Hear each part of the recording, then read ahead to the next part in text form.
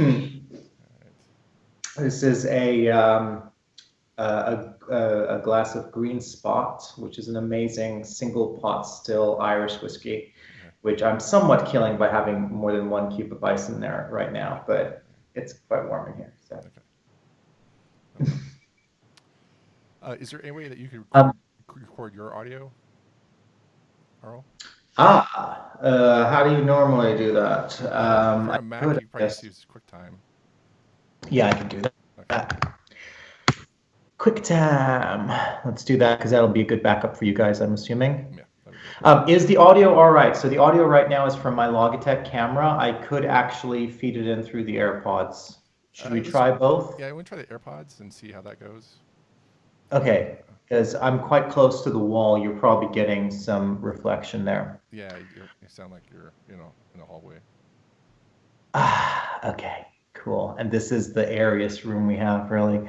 Yeah. When you shot the one with Laura, she was actually huddled up in a closet for better audio. I know, I felt so bad. Mm. She told me at the Literally. very end, and I was like, oh. Yeah, I was like, I'm not getting in the fucking closet. Uh, all right, so wait a minute. New movie, new audio Yeah. recording. Me too. Let me switch this to the AirPods as well. Okay. All right, microphone, AirPods. Has that switched over? Yeah. Yes. There you go. That is that better? Yep. You both seem so much happier with that. Yeah. Exactly. Oh, Yeah. there was a smudge on my screen, and I was like, "Wait a minute, what's wrong with my face?" No, that's the screen. There Okay, so let me just start the audio recording. You just want audio? Yeah. Just audio. That'd be fine. Yeah. Okay. All right. So I am recording, Okay. and I'm in Skype, and you have. Oh, wait a minute. Let me move this. Just move this desk over here a little bit. Well, is that better? I can't see Lessen it. the shot. I can't see it. So. There we go. Yeah. Okay. All right. Is this good? Is the framing good? Are you guys happy with this? Can you move to your right, like 4 inches? To my right? Yeah. Like this way? Yeah. That's good. Oh, you want me centered? Yeah. I'm good. And there I was going for like this lovely off-center thing. Wait Yeah. a I minute, what appreciate. is that in the background? Uh, What I have is no idea what that is. this I can't right see it in the here? shot. Oh, it is. Really? Yeah. I can't. No. Okay. Because you're sharing the screen with Simon on my end. Ah, okay. Well, it's out of the screen now. Okay. All right. Okay. Cool. Awesome. And I don't. I think I have a monkey on my shoulder, but Right. apart from that, we're That's good. great. Cool. Awesome. Well, I think we're ready to Hey. go. Simon, is everything good on your end? Seems great. Okay. Cool. All Awesome. right. Let's do it. Okay. So, just so you know, Simon is a longtime friend, and he's an acquisitions editor for O'Reilly. Now he works at LinkedIn slash no lynda.com/LinkedIn slash Microsoft on their educational platform there. And so, he's been someone I love having him on my show because he has great opinions, and I love talking to him because he's my friend too. So, yeah, so I think he's great to have your to talk with you about your work. So Cool. cool. And then so yeah, so I've hit record. So my Echo decided to speak at me right now, like crazy. So I was Nice. You have a spy in the house. right exactly. I have multiple spies apparently with smart TVs and smartphones and everything like that. So Ooh, do you have a Samsung Smart TV? no, I do not. No. Okay. So actually, we talked with Simon before. I talked to Simon before, and he was like trying to get like, where can I get a dumb TV? I was like, Mhm. I just, Well, that's an issue, isn't it? I mean, going forward, are we going to have the choice even to not be spied on by default with our everyday things? I think that's a very timely conversation to be had, or maybe we should have had that 10 years ago. right. Yeah. I mean, well, I guess we should just like, get started, like, and try and like kind of frame this discussion as Let's do it. to what you do exactly, because I think and where I want to go first is probably on your site. You describe yourself as a cyborg rights activist. Yeah. Can you describe what that means? Well, quite simply, I see our relationship to technology today as that of a cyborg to its organs. The mainstream uh, description of that relationship today is that we have a master butler relationship where we're the master and our technologies are the butlers, and we have conversations with them. So, and this is, of course, accentuated by our personal assistants. You said you had an Echo speaking to you just then. Siri is an example where it's kind of like I think you had Steve Krug on your show. You know, in Don't Make Me Think, he has that section where it's Master Butler. And so I say to my phone, for example, if I have a thought and I want to store this thought on my phone and not just in my brain, I say to my phone, or hey Siri, or hey, you know, Google, can you write this down in your notes application? And my phone says, yes, that's great. And so it's a conversation. That's usually how we see our relationship to technology, where the technology is, of course, subservient to us. And in this model of technology, surveillance becomes what it's always been, basically. Signals capture between two actors having a conversation. And that's, you know, that's what the Stasi used to do. So there's nothing new there. But if we see technology differently, and I do, and our relationship to technology differently, then things become very different. So what if instead, when I have a thought that I don't want to store just in my head, but I want to keep on my phone, what I'm doing is I'm extending my mind and thereby extending myself using this piece of technology? Well, then it would make perfect sense to extend our understanding of the boundaries of the self to include the technologies by which we extend ourselves. And that's what I mean by the cyborg organ relationship. Our technologies today mostly aren't implants. We could have implants, and we do have implants, especially some medical ones that are, you know, play a very crucial role in keeping certain people alive.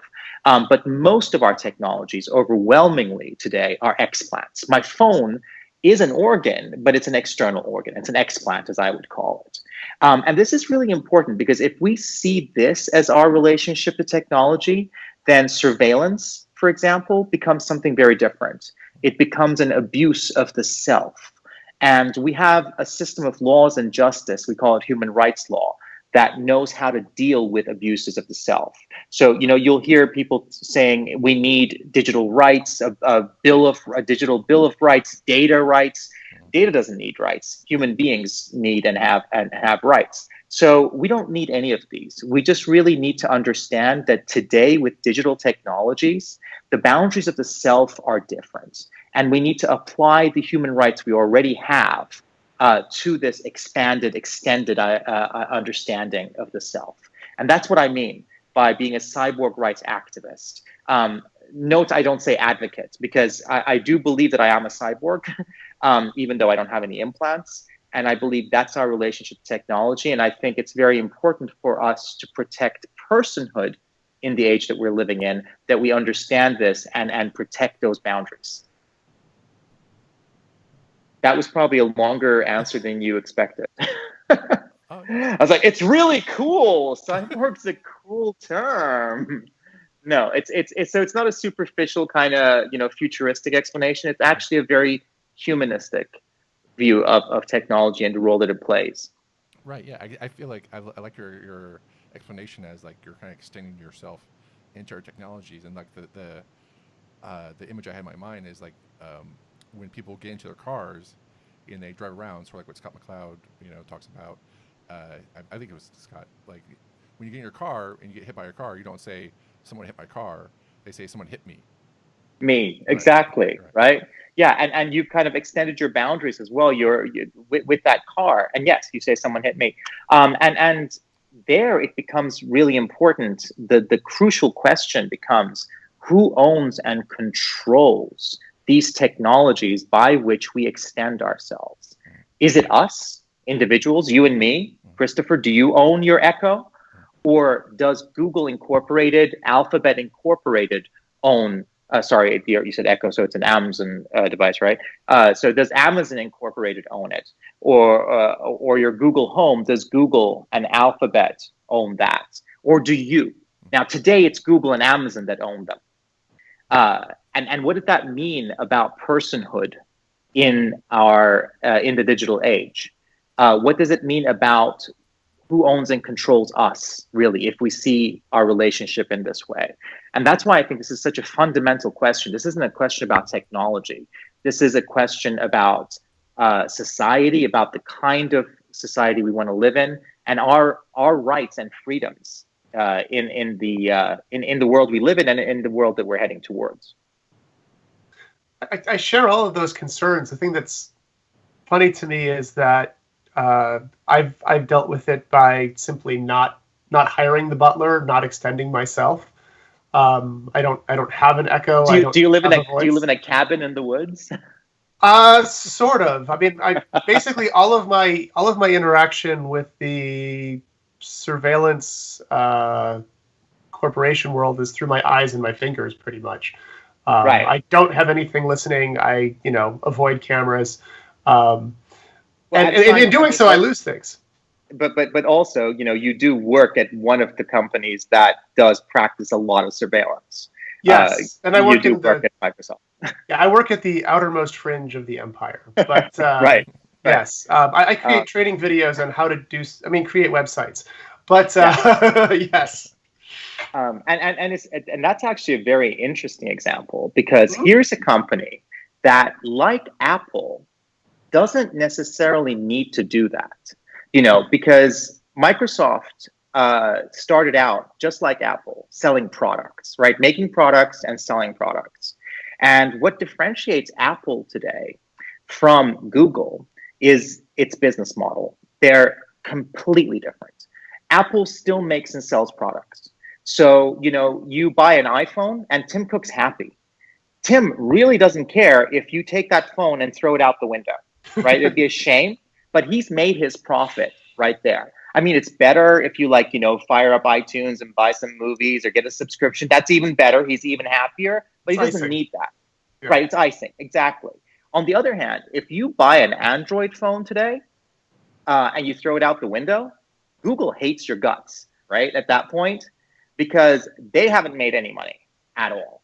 It's only when you start using that phone and the phone starts tracking everything that you're doing and storing it on their cloud, and for them to have this data then to analyze continuously to create a profile of you, which they can then exploit, for their profit motive and whatever political motives they may have. That's when they start gaining value from the relationship you have. So when we're talking about business models, completely different business models. And I was talking to one of the lobbyists. I was in Brussels recently, one of the Microsoft lobbyists. And I was trying to explain this to him. And I was like, look, you guys have to really understand that you could do what Apple's doing, right? You don't need all that telemetry and all that stuff in Windows and logging all of that information. You actually could use privacy as competitive advantage like Apple does. Because, if you think about that relationship, two multi-billion-dollar companies, right, at the top of their field, two competitors that are both pretty much number one in the field, and neck to neck. And there's one thing that one of them can compete in that would make the other one go bankrupt. Now, that's what I would call an absolute competitive advantage. And it's not something you get every day as a corporation, especially when we're talking at this level, right? Because Apple can provide privacy, which is a thing that people actually do want, believe it or not. It's a positive thing. And it doesn't negatively impact their bottom line, and it probably positively impacts it.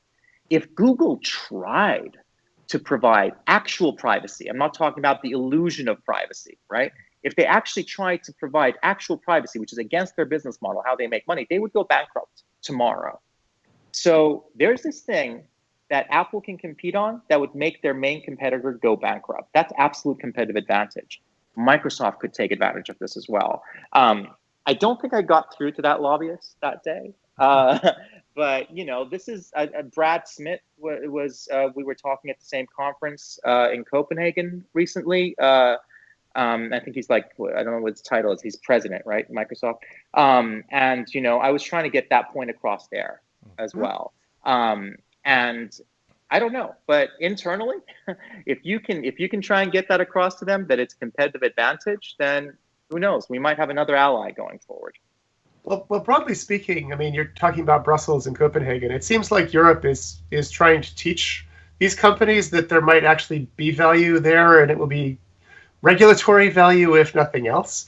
Yes, I it's spent not a lot all of carrots. There's stick coming. there's sticks. Yes, I spent a lot of time in Germany, and people are like, "So what is up with this Google thing, and why are they doing these things?" And GDPR is the hot new acronym, and the General Data Protection Regulation. Yeah, yes. that's going to change the game. It's not sufficient in and of itself to change the character of the mainstream, and I think pushes away from what Shoshana Zuboff from Harvard Business School would call surveillance capitalism.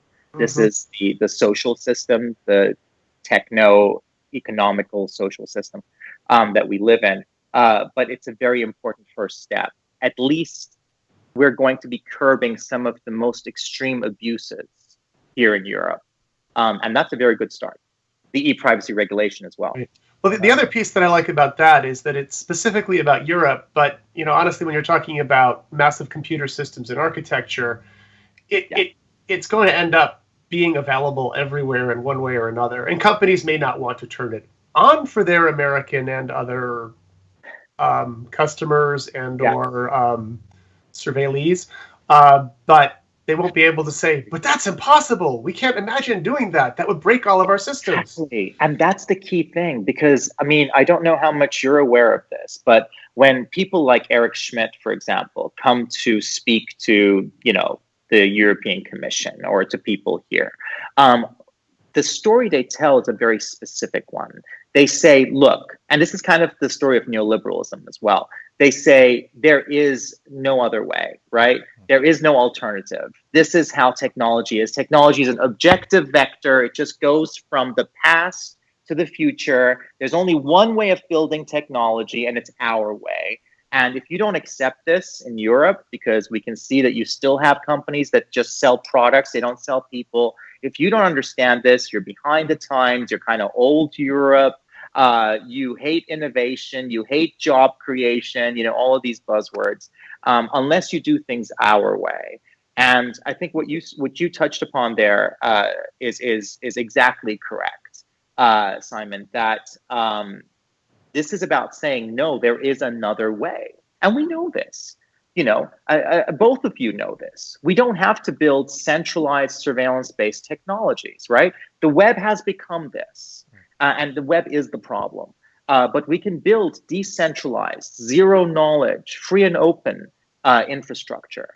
We'll, of course, have to fund that differently. No venture capitalist is going to invest in that, right? This is not just a technology problem. But we know how to do this. There is no infeasibility here. The reason we're not doing it is there isn't a huge amount, in terms of the capitalistic success criteria, there isn't a huge amount of financial success to be had in terms of what Silicon Valley would consider success. But I think we need to change our success criteria. We're talking about infrastructure that is essential to democracy, that is essential to our human rights going forward. Maybe it's too important to be left to venture capitalists and to Silicon Valley. Yeah, it just seems like we've gotten to this point, with the growth of the web, from the 80s to now, is just that, we can track things and track people on the web. It's sort of like, oh, we can do this, and then we sort of got painted ourselves to a corner of oh, we probably shouldn't be doing this, right? This is probably a bad idea. Well, it's all my fault. I wrote a book on cookies in 1998. I set up first party or third party, because those are different. I covered both, but yes. Okay. But okay, what you said 90s, right? Yeah, and it wasn't. There's so many facets of this. Yes, we had learned. Sorry, Simon, go ahead. No. We hadn't learned the dangers at that point. It all just seemed like this small thing that was going to make life convenient. Look, to be perfectly honest, a lot of us were lied to right? When I started out, I mean, heck, I started out in Flash, all right, building Flash stuff back in the day when you could only do certain things in Flash. Now we can do all of that in JavaScript and HTML, etc., which is great. And then kind of migrated to the web. And the promise of the open web, the Tim O'Reilly promise of the open web was beautiful. And when Tim said, use open APIs and you're helping to build the open web, I believed Tim. And I built a Twitter app. And I was like, Tim, thank you. Yeah, I'm going to use Twitter's open API and build a Twitter app. And what happened? Eventually we realized, wait a minute, these keys, these API keys that we have, they're keys to locks that we don't own, to locks that can be changed at any time. We're not really building the open web. We're adding value to these closed silos. So you know what? We were lied to. A lot of us. I don't, if you were to take some sort of a survey, I'm sure a lot of people didn't get into this to say, I want to be a peeping Tom. I want to track everyone's movements. I want to, farm people, because that's what we're doing.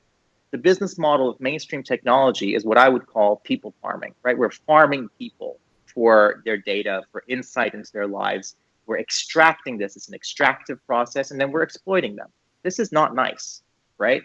I don't think we got into this for that reason. I think maybe a few of us, maybe a couple of sociopaths got into this for that reason.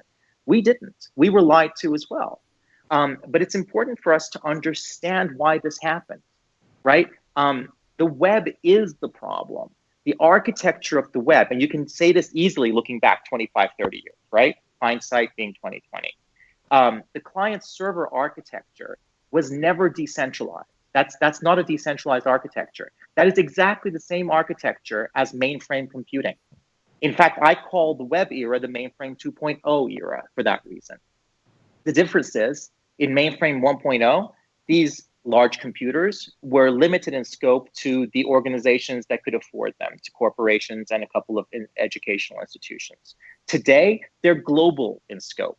In fact, the then president of IBM, Watson, who the AI is named after now, he famously said that he thought that there would only be about 5 mainframe computers in the world at some point, and he was laughed at. He was right. He just skipped a generation. He skipped the personal computing era, which was the last time we actually had decentralized computing. Today, we do kind of have about 5 mainframe computers in the world. They're called Google, Facebook, maybe Snapchat, Amazon, right? So we need to start understanding what went wrong, and how do we, plot a different path forward from here. And that begins with understanding that if you take a client-server architecture, which has centers, the servers are the centers, right? And then you put that into an enzymatic pool of capitalism and venture capital, which says to those centers, grow as rapidly as you can, right? That's what we're fixated on in Silicon Valley, right? Growth, rapid growth. If that happens, then those centers grow and they begin to coalesce, mergers and acquisitions, right? And then we get the monopolies that we have today of the Googles and the Facebooks and the Amazons, etc. So if we want to plot a different path forward, we need a different network topology. Client server doesn't cut it. The web is not going to fix this. There are a lot of elements of the web that we can carry forward and we can use as we evolve it. But that client server architecture is not going to fix this. We need a topology, an architecture where every node is equal. And that's a peer-to-peer system. That's a decentralized system where no matter how much economic incentive you put, those nodes don't have an incentive to scale vertically. The system scales horizontally. So that's what we need to change. Again, we know how to do this, but this change is not going to come from venture capital or Silicon Valley. Have you followed any of like the decentralized web summit stuff from last year, which was very Silicon Valley? Was that all blockchain and cryptocurrencies? Well, part of it was blockchain and cryptocurrency, and of course, right. It was like the week before Ethereum incinerated itself, sort of. But the I'm not talking blockchain. That's fine. The piece of it that I thought was interesting was seeing both Tim Berners-Lee and Vint Cerf, who are sort of the patriarchs of the web and the internet, respectively, right, acknowledging that something wasn't right. and sort of. I mean, it was in the Internet Archive, which is a former church. So it was Yeah. kind of a strange like blessing, laying on of hands for go forth and do something different. I don't know. I mean, it's good to hear different groups talking about this, Mhm. but when you have the royal court acknowledging that maybe there's an issue with the monarchy, I think you need to kind of ask yourself how much you're going to weight that. And don't get me wrong, I've met and spoken to Tim. I think he has the best of intentions in whatever he's doing. He's a particle physicist. He's not. I don't think he's involved in the politics of all of this. I don't think he's involved in the financial aspects of all of this. And I think there are people who are who maybe are much more influential in certain aspects of it. Vint Cerf, well, he works at Google now. So again, I think, sorry. That was the mysterious part, but yes. Yeah, exactly. So, when like I said earlier, when you have a king coming up to you and saying, I wonder if there's a problem with inequality in our monarchy, you're kind of like, yeah, well, there is, but I don't think you're going to solve it necessarily. It's not necessarily in your interests or in the interest of the system for you to solve this problem. Because remember, as far as Google and Facebook are concerned, for example, there is no problem, right? Within the system we live in, within our success criteria, they are hugely successful. Just look at their bank accounts and the number of zeros in there. They're hugely successful. The problem is for us, for individuals. It's our rights that are under threat right now. It's democracy itself. You look at things like fake news. It's like propaganda by any other name. Why do we have fake news today? Well, we don't have a free press anymore. We've replaced the publishing industry with the behavioral advertising industry, where ad tech, right? Where we follow the eyeballs wherever they go.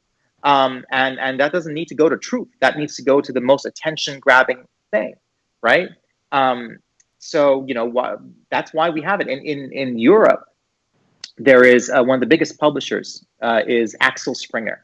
So Europe-wide, one of the biggest publishers, they got into a court case recently, and their lawyer for their side actually said, and I quote, the exact words were, the business of the plaintiff, which is Axel Springer, the biggest publisher in Europe, is to deliver advertising to its users.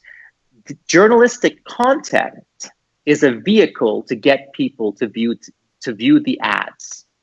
So journalistic content, basically, he's saying, is bait to get people to view the ads. Why do we have fake news? This is why we have fake news, right? Is this detrimental to democracy? Yes. Is a couple of corporations knowing everything that everyone is doing and saying and communicating detrimental to democracy? Does it have chilling effects? Do you censor yourself when you know you're being watched and listened to? Yes. So, these are fundamental issues. And this is not a technology problem. This is, again, as Shashank Zuboff would call it, a surveillance capitalism problem.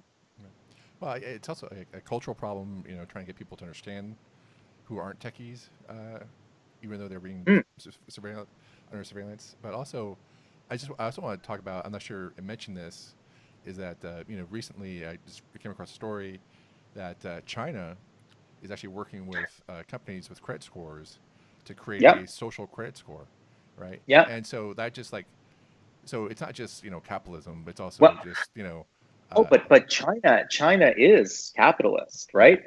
China has entirely embraced capitalism. And if in the US, for example, people aren't aware of that, they're going to start becoming way more aware of it as China starts to buy the surveillance infrastructure that Silicon Valley is creating. It's already happened, right? Opera, which was a darling of the web at one point, and it was okay that they were doing things like, client-side compression, server-side compression of your browsing, because they were just trying to be helpful, right? I mean, who cares that meant that they could see everything you were browsing, right? Until, I think it was last year, a Chinese consortium bought Opera. And they also bought its VPN service, which isn't really VPN, it's a proxy. And so they could see everything that everyone was doing, which they can with a VPN anyway. And then some people started becoming afraid. They're like, wait a minute, I was okay when it was a bunch of, what is it, white Norwegians, looking at everything that I'm doing because they kind of look like me and they sound like me. It's cool. They're zany. Chinese consortium, maybe I should be afraid. We had the same surveillance system in place under Obama. Far fewer people were worried. The moment Trump became president, people were like, wait a minute, now he has access to all of this. I think part of what we're seeing is people with a lot of privilege who are not negatively impacted by this, who can afford to be unaware. So, today, if you are a gay person living in a country where that's punishable by incarceration or worse, then you very much care that Facebook knows whether or not you're gay based on your likes. You care about that because you know that could be leaked to your government and probably will be. If you're living in San Francisco and you're gay, you probably don't care about that too much right now, right? But I think where even people with a lot of privilege are going to start to care is, for example, when you go to your insurance company next time around, and you look at your premiums and you go, whoa, what happened to my premiums? Why are they so high right now? And they're like, well, we're sorry, your fridge told us what you're eating, and by the way, based on Tinder, you're engaging in some risky behavior. That's when I think people with more privilege are going to start to realize, oh, wait a minute. And I think we got to be careful not to leave it to that point, because that's going to make it much harder to change things. Right. People in Silicon Valley are already frothing at the mouth when it comes to things like insurance. We call it like e-health or whatever, but it's really insurance that they're really lusting after right now. Yeah, I think I'm not sure how true this article was, but because it's hard for me to discern news coming from the UK. It's just like whether it's a good publication or not. But wait, what's the publication? Sorry, I forgot which one. I forgot which one it was. It could be the Globe or. If it was a Daily Mail, then don't believe it. Okay. All right. If it was the Guardian, probably, or Observer, maybe better. I think it maybe I just heard on the radio, but it was just like they talked about how, like, if you're overweight or you have like an eating issue, like if you're overweight or whatever, that they might put you in the back of the queue for medical treatment. Yeah. I mean, look, again, this is a system that makes infants of us, right? In a sense, if there are a couple of very powerful entities that know everything about everyone else, and everyone else, doesn't have that same reciprocal relationship, then we become infants in a sense, and we have these new kings or gods or whatever you call them, and we have to trust that they're benevolent and that they're acting in our interests. And we tried this with monarchy, in the past, and we moved away from that, and I'd hate to see us move back. I mean, you mentioned China and credit scoring there. If you want to understand where Silicon Valley would love to be in 5 years' time, look at China, right?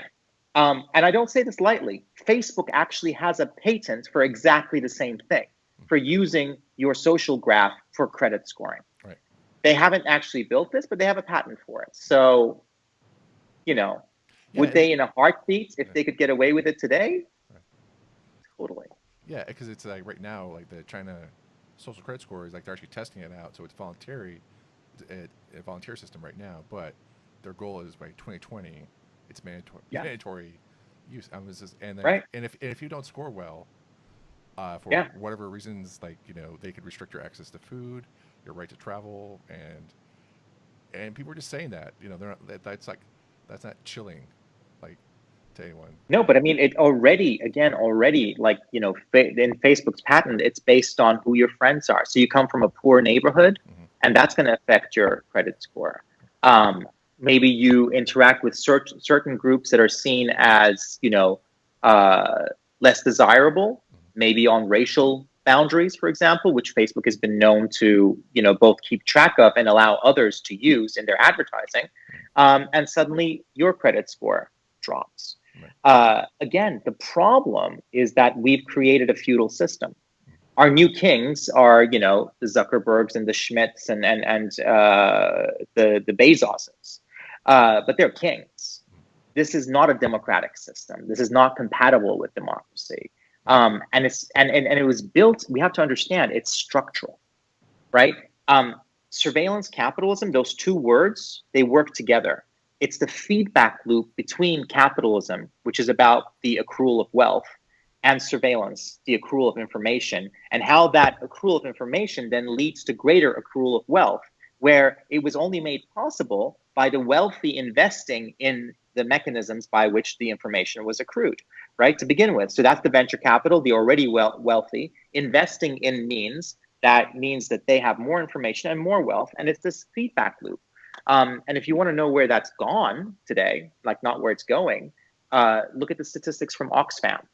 Based on their calculations today, we know that 5 men, there are no women in this statistic, 5 men have as much wealth, the wealthiest 5, have as much wealth as half of the world's poorest population combined. That's 5 men in the world that have as much wealth as 3.5 billion people. Now you can visualize 5, right? Because we have it on one hand. Now try and visualize 3.5 billion. That's systemic inequality. And those 5 men, it's no coincidence. Who are they? Bill Gates, Jeff Bezos, Mark Zuckerberg, Larry Ellison, Oracle, Michael Bloomberg. Do you see a connection? That's surveillance capitalism. I'd like to shift to a different angle of credit scores and surveillance capitalism, Sure, which is that these kings are before people shoot themselves in no. Well, in I don't think I'll make anybody happier with this one. Okay. The other challenge we have, and this goes back to the very beginnings of surveillance capitalism. You can talk about like credit rating in the 1800s. You can talk about all kinds of madness in the 20th century. Is that the incentives are basically all set up to treat those of us who would like to think of ourselves as customers as the product.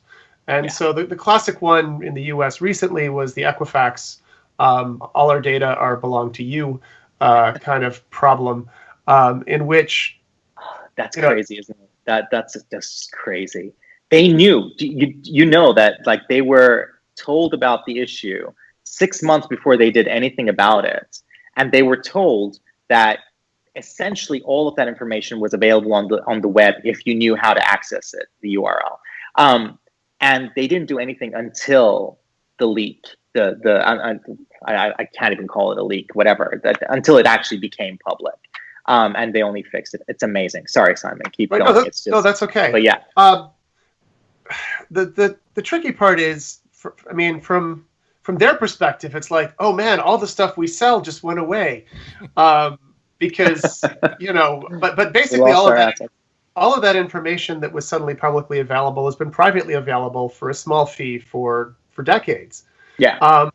And, I suddenly have my friends coming up and saying, there was this big breach and now everybody can know everything. And I'm like, well, they could have asked for about $10 and found out most of it anyway. How do we get this, there's been a breach, but it's really been a privacy issue from the outset? How can we tell that story to people and not just get them to be depressed, but move forward? No, I think that's a very good question. I think there are lots of ways to do it. For the past 4 years, a lot of my work has been trying to do that, trying to express what the problem is in as accessible a manner as possible. And that's very important because, some of the groups that are working on solutions, et cetera, aren't always the best communicators.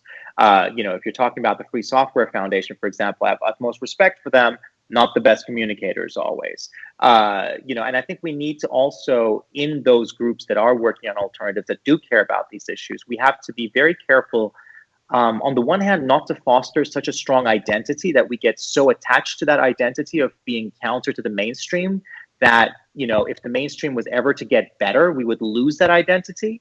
And that creates this weird irony where, people actually care about that identity and work in ways that don't enable the mainstream to change. And you see this in Berlin, for example, in the counterculture there.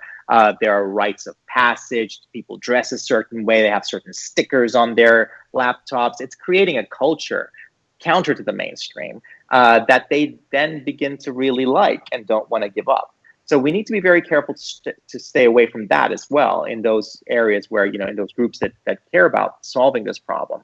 But also to understand, this is about, if we're talking about fixing this, this is about creating the new everyday things in a different way, in a way that's ethical, in a way that respects human rights and human effort and human experience. That we have an ethical design manifesto at Indie, and those are the core tenets of it. Respect human rights at the core, respect human effort, respect human experience. We do this, problem solved, right? How do we fund the organizations that can do this? Well, it's not going to come from venture capital. So let's start thinking about what it means for us today in where we are today, where we don't have a public sphere anymore. We don't have any public space anymore online because it's all private space. And it's worse than that. It's private space that masquerades as public space. So Twitter says to you, hey, I'm a park. Come have conversations here. Come express yourself. Practice your freedom of speech, which I know in the US is, a huge thing. And Facebook does the same thing, right? We're a park. No, you're a shopping mall, Facebook. You're not a park. You're just pretending to be a park. Where are our parks? Where are our digital parks today? We don't have them. Right? Because venture capital doesn't fund parks, it funds shopping malls. So if we want parks, then we're going to have to fund them in the same way we funded parks, and we funded roads, and we funded sidewalks. If we want infrastructure that isn't privately, corporately owned, and that's from the commons. And again, I really don't see this happening in the U.S. I mean, prove me wrong, please, and I would be the happiest guy. But I see maybe a chance in Europe. And because of the historic approach to things being slightly different, Europe isn't as enamored with the corporate system as much as I think it's so ingrained in the culture in the US a little bit, where we assume corporations are good and corporations are, that's government bad, corporations good, kind of seems to be the thing. Here we're kind of there's still an aspect of maybe big corporations not so good either. So maybe there's a chance in Europe. I don't know. I would love to be proven wrong on this. I mean, there are some efforts coming out of the US, like platform cooperatism, which is the hardest word ever to say. But cooperatives, basically, instead of platform monopolies, what if we had the people who actually, instead of an Uber, where Uber is the monopoly and all the drivers are getting screwed, and of course the customers to some degree as well. What if we had an Uber that was owned by the drivers?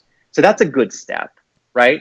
It's not necessarily where we could be if it was funded from the commons, but it's a good intermediary step, and that's coming out of, the US. So I hope I'm proven wrong, but I think there's a lot of hope. I think what's happening, like you said, Simon, GDPR, General Data Protection Regulation, the e-privacy regulation, that's now at the European Parliament. There's huge lobbying. And you guys have to understand that there's a huge amount at stake here for these corporations, right? So Google is the #1 lobbyer of the European Commission right now, for example. And 5 years ago, they weren't lobbying at all. So just to give you an idea of where things are. But even despite that, the European Parliament has rebuked it, like their changes several times now on the e-privacy regulation. And so that's very important. It's going to mean things like a website cannot detect your tracker blocker and not allow you access. That's going to be illegal in Europe coming up. There are aspects like this. The regulation is important. That's one part of it. We got to regulate, but we also got to replace them with ethical alternatives. And I think that's what we do. We regulate and replace. It's as simple as that. Yeah, I think the lobby bill for the top 5 companies will probably equal some small countries' GDP. So, probably, yeah, probably, and it's that, and that's basically, lobbying. It's not just lobbying. We're talking about revolving doors. So I'll talk about Europe again because that's where I live. That's what I know about. I know I have this American accent. I'm not American. I went to British schools. It was the 80s. Hollywood was cool. So, I blame that. So talking about Europe in the European Commission, so someone could be working today to safeguard the interests of citizens, European citizens, by regulating privacy violations by Google, for example. And in 2 years' time, they could be working at right? That's a revolving door. So we've got lobbying, we've got revolving doors, and those doors revolve both ways, right? And sometimes continuously, or several times. We've got multi-stakeholderism, which sounds like a good thing. You know, it was originally in response to, for example, in the UN, only governments having access to certain decision-making processes, to say, look, we need to hear from more stakeholders. And of course, the people who said you need to hear from more stakeholders weren't just non-governmental organizations, NGOs, et cetera. They were corporations saying you need to hear from us as well, right? Fast forward to today, you look at the UN, and it's basically an entirely neoliberal institution with corporations having huge sway. Multi-stakeholderism, co-regulation. Google, come to the table. Tell us, how should we regulate you on privacy? And they're like, oh yeah, well, we have some ideas on that. Jeff actually prepared a presentation. So co-regulation, which is the next step up from self-regulation. Initially, of course, they didn't want regulation at all.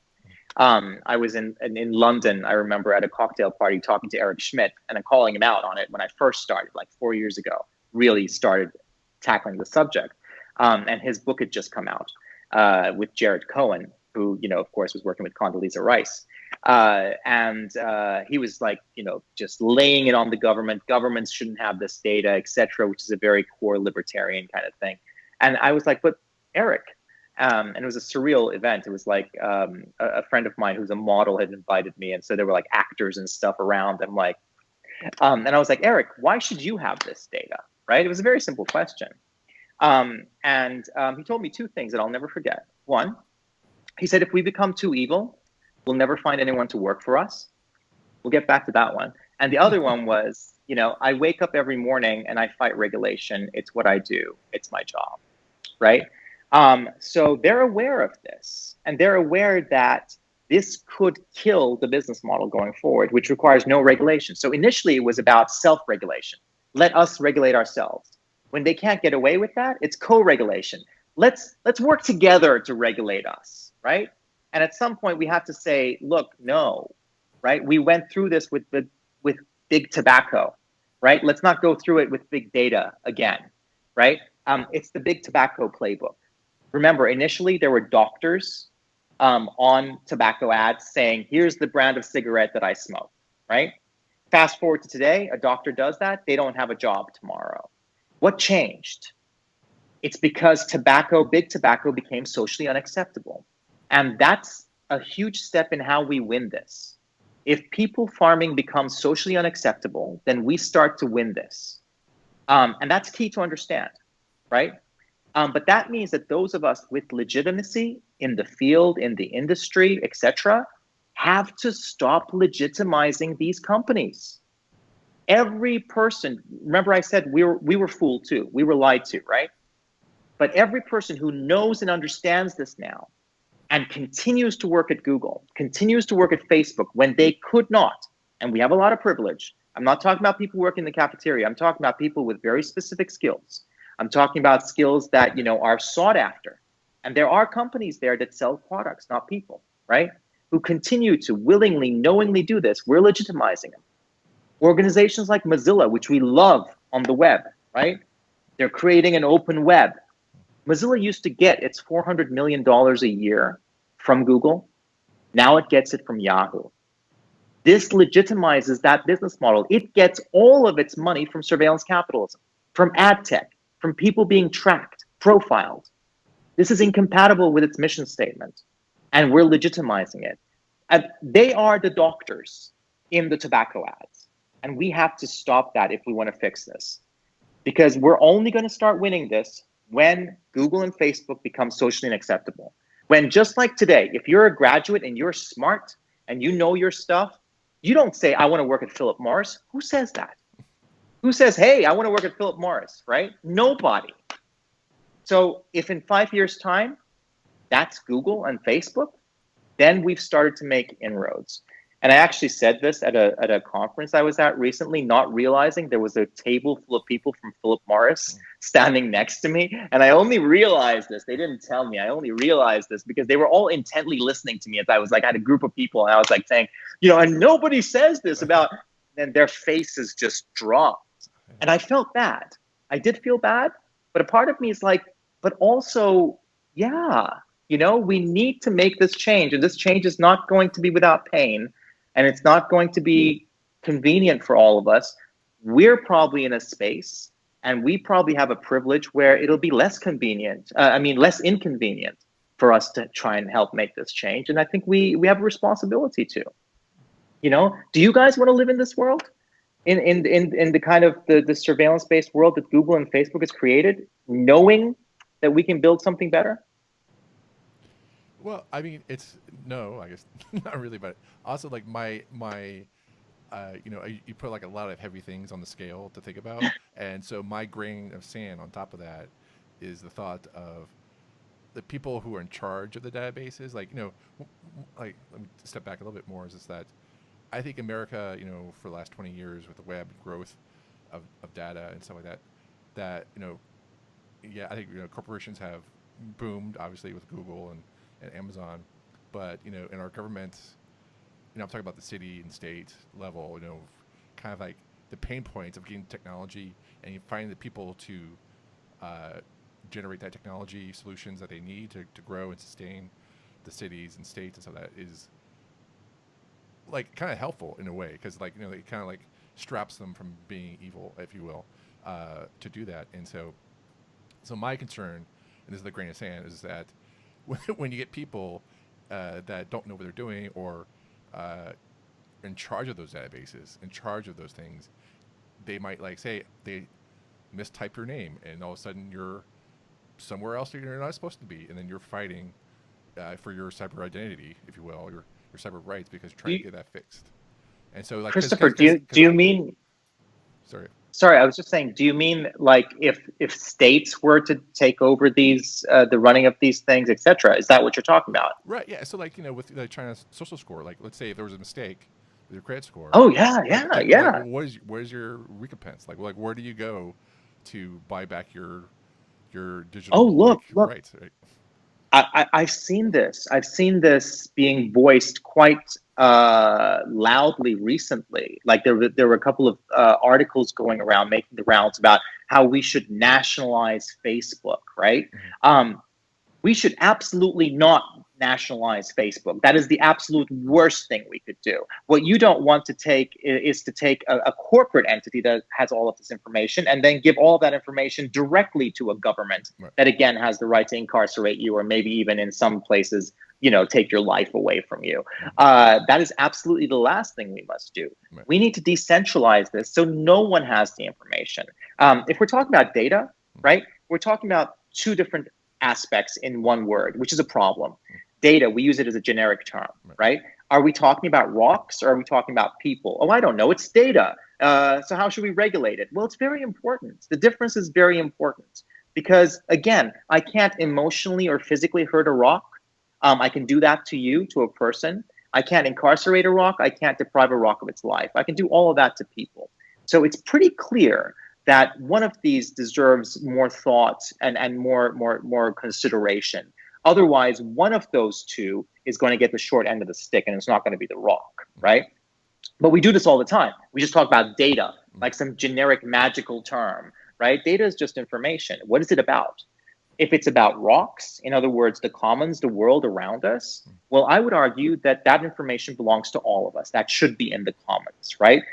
Information about, like, mapping information about your country should belong to you as a citizen of that country, not necessarily to Google. But information about you, Christopher, should belong to you, not to some corporation, not to some government, right? And then you decide, as a person with autonomy, as where we can actually protect the integrity of your personhood, you decide what you want to share with others and what you want to keep to yourself, which is basically the fundamental definition of privacy. What do you want to share with others? What do you want to keep for yourself? That's it, right? That's a decentralized topology. So no, do not nationalize Facebook.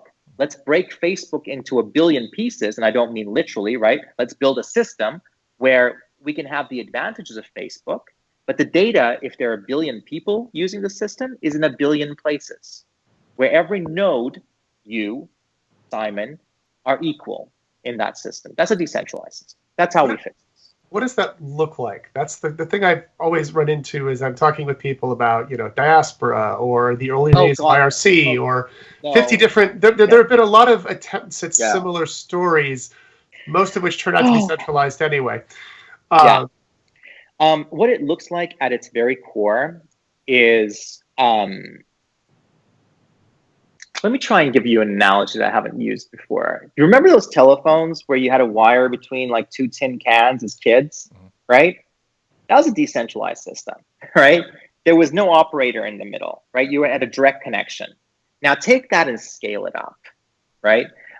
So we need to do two things in that sort of a system if we want to scale it up. I need to be able to find you, and I need to be able to know that if I say something into that tin can, it gets to you. So findability and availability, right? So what would that system look like?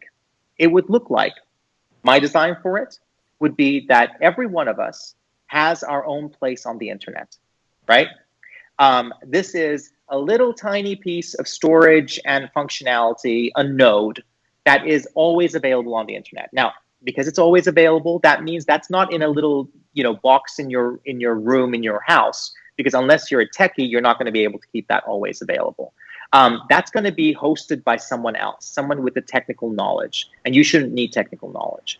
So for it to be private, the private aspects need to be end-to-end encrypted then, right? So imagine an end-to-end encrypted node, right? That is just one node. It connects to all of your smart things, your smartphone, etc., and they all synchronize, right?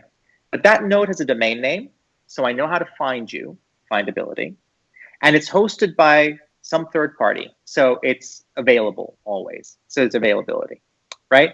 We build this infrastructure. What it looks like to you it looks like your messaging app that you use every day. It looks like your photo sharing app that you use every day. If it looks any different to that, no one's going to use it. This is the problem with diaspora, for example. You said, oh, what about, because everyone brings that up, and you're right to bring it up. What were they doing there? These were people who really cared about the issues, etc., and there are lots of people like that. And they got together and they said, how do we build a decentralized social network, right? Let's fix the problem of a decentralized social network. Nobody has that problem. Nobody wakes up in the morning and says, I wish there was a decentralized social network I could use, right? I mean, heck, I've been programming for 30 years. I don't do that. I might wake up and say, here's a photo, and I want to share it with a friend of mine. And how can I do that without maybe anyone else knowing? Now, that's a real problem, but they weren't fixing that problem. And this is a problem that we have in these communities where, a lot of times we're building cool toys for ourselves, which is fine, which is great. But they're not going to be magically usable products for the mainstream. And that's very important for us to understand, right? I mean, imagine, for example, that like you have a classic car, right?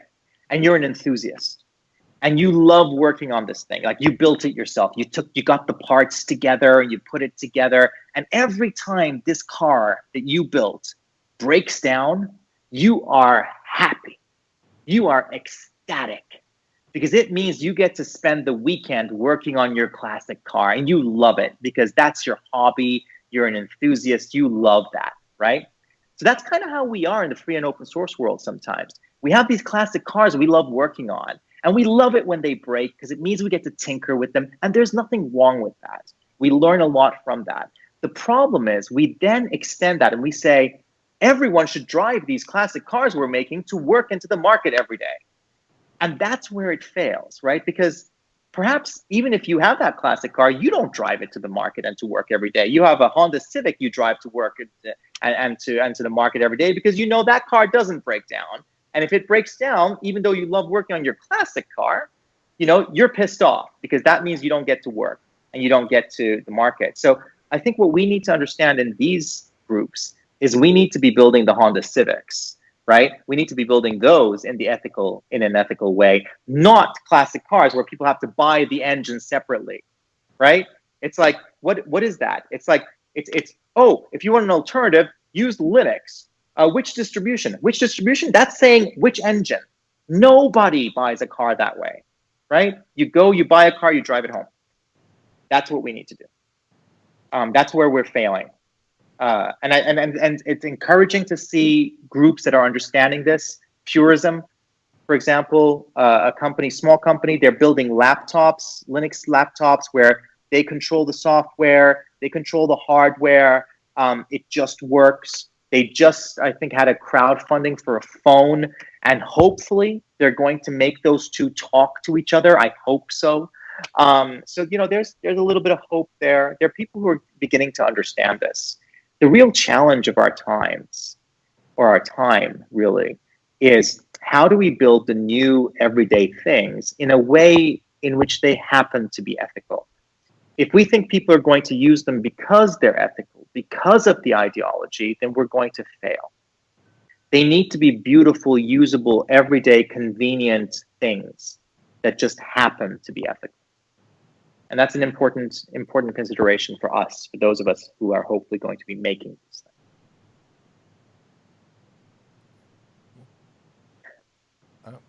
I think it's and then there's silence, and that was it. Yeah, I think it was a great way to end it. But I don't know if someone has any more questions or. It's a beautiful vision. I'm happy to stop there. And I'd forgotten about the Purism phone. And yes. And you know what? We have a chance to make it a reality. So one of the experiences I had recently that's given me the most hope was I was recently in Ghent, in the city of Ghent, and I was invited by the city of Ghent to do their opening keynote for their first conference about the future. So they call it Foresight. And Ghent is a very special city. They have an interesting history. So when, for example, I was told this story when I was invited, they said when they built the castle in Ghent, in the middle of Ghent, and the fortifications around the castle, they didn't build that against outside invaders. They built the fortifications against the people of Ghent. So it's a very progressive town, and it's quite special. So they basically, from the beginning, because you touched upon cities, for example, and we have this whole smart city thing that's coming out of Silicon Valley, and they were always opposed to that. And their vision was much more, well, we need smart citizens. Again, who's getting smarter about whom? Is it a couple of corporations getting smarter about you, or is it you getting smarter about yourself? You can ask that about anything that has smart as a qualifier next to it, right? Is my phone getting smarter about? Am I getting smarter about myself? Is my phone getting smarter and I own that? Or is a company getting smarter about me, right? So they basically, when I started doing my research before my talk, I found that they wanted to create a city of people. And, what I always talk about is that we need an internet of people, not an internet of things that spy on you and, owned by corporations, an internet of people where people have primary agency and control and ownership. And so when I saw the city of people, I was like, hey, this sounds compatible. And then the next thing I looked at, I was like, wait a minute. The city of Ghent is one of the first cities to have its own top-level domain name. Now, tie that back to what I was saying earlier, right? What if we could all have our top-level domain names? And it was it was as easy as getting your name on Facebook, where Facebook gives you an identity, right? What if getting your own identity that you owned and control was as simple? Because it's not today, right? To set up your own decentralized node of anything, like Mastodon, for example. You guys aware of Mastodon? It's federated, decentralized Twitter, right? And it's beautiful and it works really great. Join mastodon.org, I think it is. Check it out. Really awesome. Not venture capital funded. And getting your own Mastodon instance up, though, like I did this for myself. I have my own Twitter of one that can talk to everyone else's Twitter, not to their accounts, to their Mastodon instances. Some might have 100 people, 1,000 people. And it took me half a day, right? With technical knowledge, I had to register a domain. I had to get a server space, need to set it up, etc. Blah, blah, blah, blah. Getting your identifier and getting started with Facebook is 30 seconds. This is the key design challenge of our time. How do we make getting your own place on the internet, getting you up and running with your own node, 30 seconds instead of 6 hours? Now, that's orders of magnitude difference.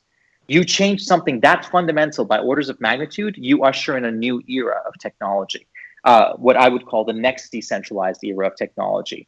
because we had mainframes, then we had personal computing, which was decentralized. Mainframes were centralized, personal computers decentralized, the web centralized, unfortunately. What's coming next? Personal networking, maybe, where it is decentralized, right? That would usher in that era, that order of magnitude difference. So if anyone's looking for a design challenge to fix, this is it. But bring it back to Ghent. They have their own top-level domain, .ghent. So I was like, wait a second. We could start it here. 260,000 people, right? That's Ghent. What if we got 260,000 people, their own domain, right? Under 30 seconds, because we could do it, because we own it, right? In a way where they could communicate with each other and they could communicate with the city where they're in ownership and they're in control. So I basically made my keynote into a proposal for the city. And I said that at the beginning. I was like, this is not just a presentation, this is a proposal for you. And I want you to tell me what you think at the end, because if you want to build this, I will help you build this. And I presented it. And I got off the stage and I went to their head of strategy, Carl Philippe, and I said, so what do you think? And he said, let's do it. So, since then, we've also had very favorable reception from the city, from the mayor's office. So we're going to very quietly be looking into what we can do on that. But that gives me a lot of hope. And I want you to imagine that.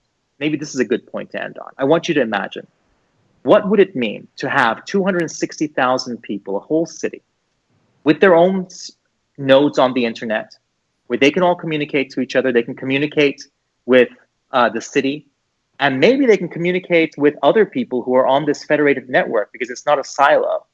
Let's say we were using Mastodon for it, just wildly, right? Let's just say we were using Mastodon. What would the next generation of the web look like if it was built on a messaging protocol, where we could actually expand the semantics of the messaging in the messages themselves? Just think about that, because, that might just happen. And I think that would change things positively. You always hear about the Steve Jobs quote, make a dent in the universe. I think any buffoon with a sledgehammer can make a dent in the universe. I think the important thing is making a meaningful dent. And that's what I'd like to see us do. Make a meaningful dent in the universe. And I think, this has a chance to do that.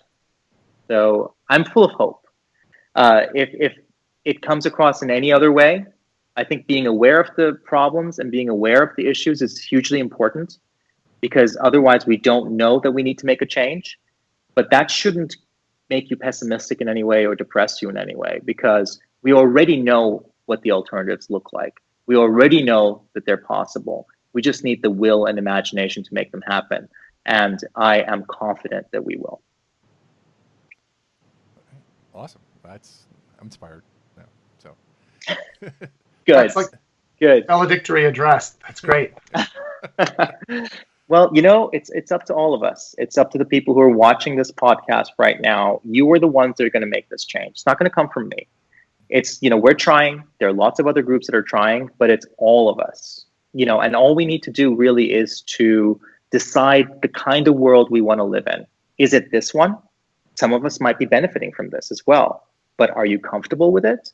And if you're not, then, maybe not selfishly, but maybe this is enlightened self-interest. Build the world that you want to live in. That's the only thing we need to do to change things for the better. We don't need philanthropy. We don't need charity, etc. We don't even need to go that far. Just enlightened self-interest. Build the world you want to live in. And I'm sure that we will. Awesome. Well, thanks so much. That was great. You have a lot for me to think about. But thank you. How can people find more about your work and your message? Yes. Well, I'm very easy to find online, which is not ironic. Again, privacy is about having the choice of what you want to keep to yourself and what you want to share. I have a lot I want to share. So ar.al, if you just remember my first name and put a dot in the middle, that's my website. You can find links to everything there. Our little not-for-profit that we run with Laura, who you had on the podcast earlier, ind.ie, which no one ever gets. I thought that was the coolest domain. I was like, ind.ie. Wow, I can't believe I got the domain. it was hard. And everyone's like, so ind.ie, so are you based in Ireland? I'm like, no, just read the word. But you can't win out all of them. Vanity domains.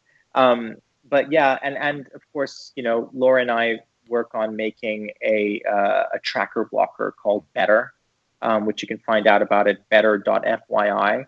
And that blocks tracking on iOS and Mac. And that's our way of basically doing technological regulation. It's not legislative regulation, but it's actually saying, you will not track.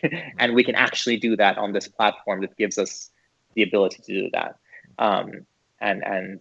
Yeah, so that's basically it, really. And I'm on Mastodon as well, so you can find that on my website. And I am on Twitter, and you can even find me on Facebook, because right now that's the infrastructure we have, and we're going to use it under protest. We're going to use it not as the canonical location of the information we want to communicate, but as a distribution channel. Some of the indie web people have a very good narrative on how that works, if you look at that. Yeah, so I'm easy to find, and please feel free to get in touch. I don't bite often, usually not too hard. Well, I appreciate being on the show. It's been a great hour. Love it. Well, thank you. Thank you so much for having me. And likewise. And it's nice to be able to see you, Simon. I can see you now. I couldn't at the very beginning. Yeah, something weird. It's all good. This has been awesome. It's all good. Yeah, thank you so much for having me. And let's keep in touch. And good luck with the rest of your programs as well. Cool. Thank you. Awesome. And I'm going to hit stop.